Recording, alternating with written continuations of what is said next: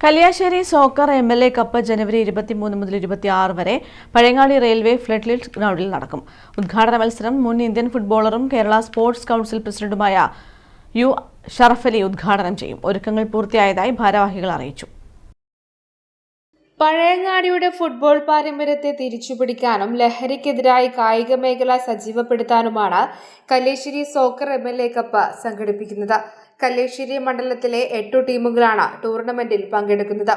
ഒരു ടീമിൽ 3 ഫുട്ബോൾ താരങ്ങൾ കല്യാശ്ശേരി മണ്ഡലത്തിൽ നിന്നുള്ളവരായിരിക്കണമെന്ന നിബന്ധനയോടെ താരലേലം സംഘടിപ്പിച്ചാണ് ടൂർണമെന്റ് ഒരുക്കുന്നത്.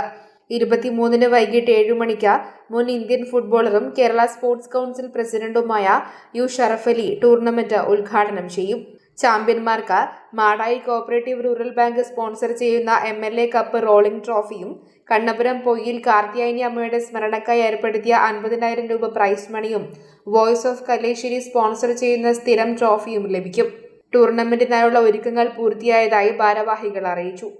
നമുക്കിത് ഭാവിയിലും തുടർന്നു പോകാൻ കഴിയുന്ന നിലയിലുള്ള ഒരു സംവിധാനമായി നിലനിർത്തണം എന്നാണ് ആഗ്രഹിക്കുന്നത്.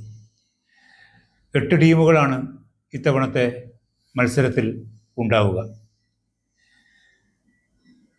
ജനുവരി 23 വൈകുന്നേരം 7 മണിക്ക് മുൻ ഇന്ത്യൻ ഫുട്ബോളറും കേരള സ്പോർട്സ് കൗൺസിലിൻ്റെ പ്രസിഡന്റുമായിട്ടുള്ള ശ്രീ യു ഷറഫ് അലി മത്സരം ഉദ്ഘാടനം ചെയ്യാനെത്തും എന്നുള്ളതാണ് അറിയിക്കാനുള്ളത്.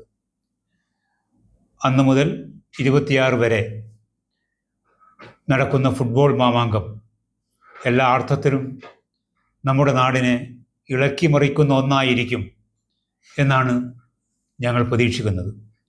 റണ്ണേഴ്സിന് 25,000 രൂപ പ്രൈസ് മണിയും ട്രോഫിയും ലഭിക്കും.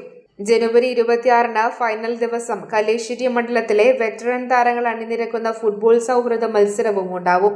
രാത്രി 8 മണിക്കാണ് ഫൈനൽ മത്സരം നടക്കുക. വാർത്താ സമ്മേളനത്തിൽ വി വിനോദ്, കെ രഞ്ജിത്ത്, മുഹമ്മദ് അലി പള്ളിക്കര, SV നിസാർ, അമീർ മാടായി തുടങ്ങിയവർ പങ്കെടുത്തു. News bureau, Pazhayangadi.